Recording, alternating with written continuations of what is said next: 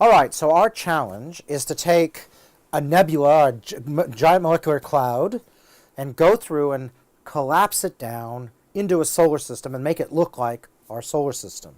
So we know we have gravity, and gravity is going to take little lumps and bumps and collapse it down. So problem solved. Yes, we've seen that before. The trouble is, it might be rather too good. I mean, gravity's going to make every bit attract everything else, so why doesn't the whole thing shrink all the way down to form a single lump in the middle, like a very big star or a black hole?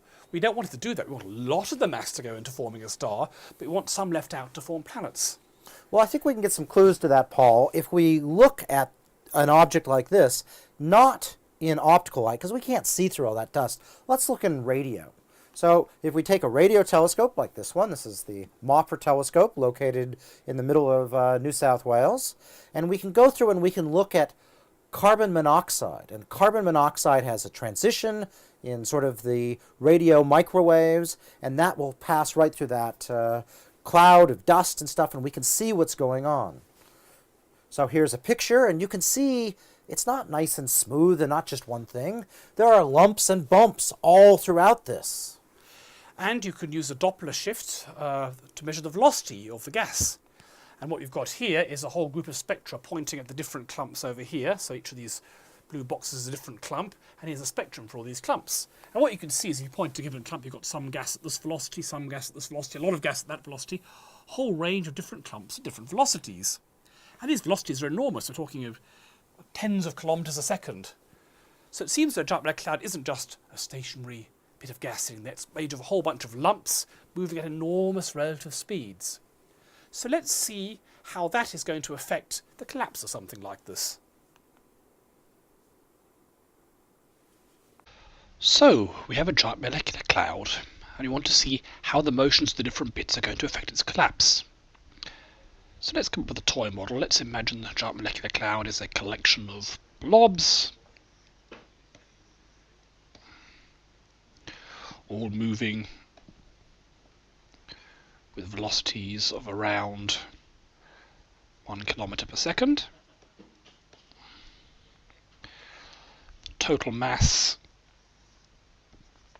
is around 10 to the 33 kilograms, and the radius is about 10 to the 16 meters, a light year. So how are the random motions of all these different blobs going to affect its collapse? Well, the idea is that gravity is going to pull everything towards the middle, but as it does so, we have to factor in a very important law of physics, the law of conservation of angular momentum. This is one of the three great conservation laws of physics, along with conservation of mass energy and conservation of momentum. What is angular momentum? Well, let's say you have something moving around a pivot.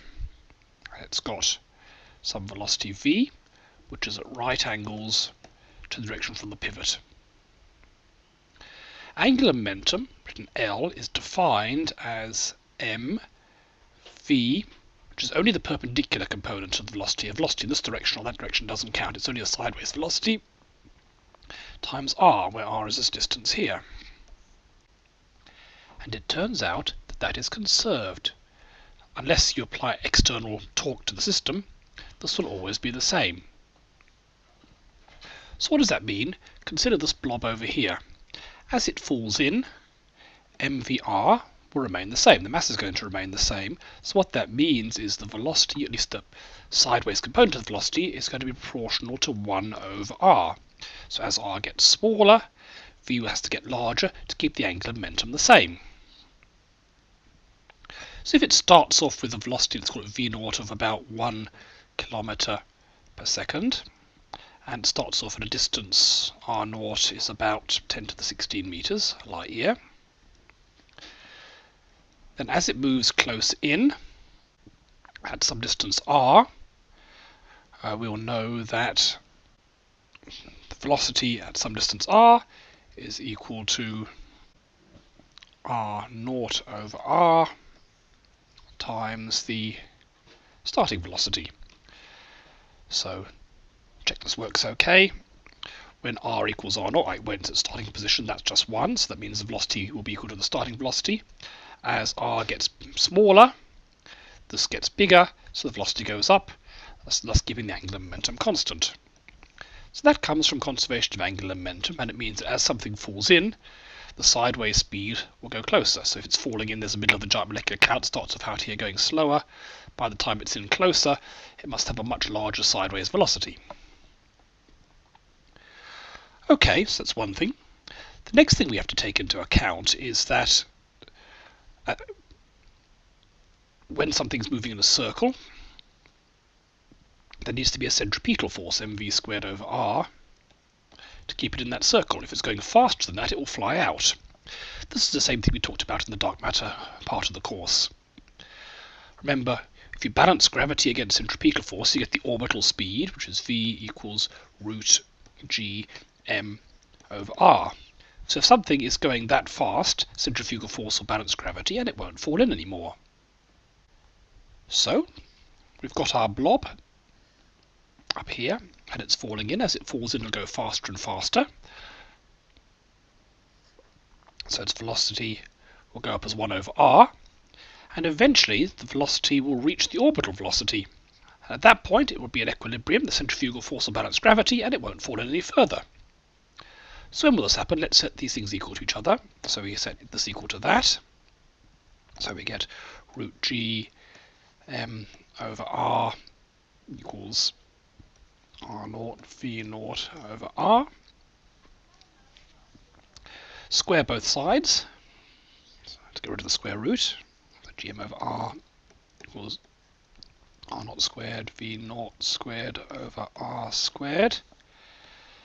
Cancel one factor of r, then bring the r up here and the gm down there, and you end up with the radius at which things balance is equal to r0 squared v0 squared over gm. So our blob, as it falls in, will stop falling in when it gets to this radius, at which point centrifugal force will balance gravity. So we've got our blob moving over here, centre of the cluster. It'll come in, and when it's at that radius, it will just stay there orbiting round in a circle. What is this radius? Well, we can plug in numbers, r0 of a light year, v0 about a kilometre per second, the total mass and g, and that comes out as about 1.5 by 10 to the 15 metres. So that's about 15% of a light year. That's pretty big. So what that's telling us is if we have our bunch of blobs orbiting round, they will go in quite a bit, but then they'll all be orbiting in different directions depending what their initial velocity was. But they won't shrink any further. This is about 10 times smaller than their starting size, but it's still an awful lot bigger than solar systems, which are about 10 to the 12 meters. It's 1,000 times bigger than a solar system. So that's an individual blob. So let's say this blob here was originally going like that. By the time it shrinks down, it'll end up going around like this.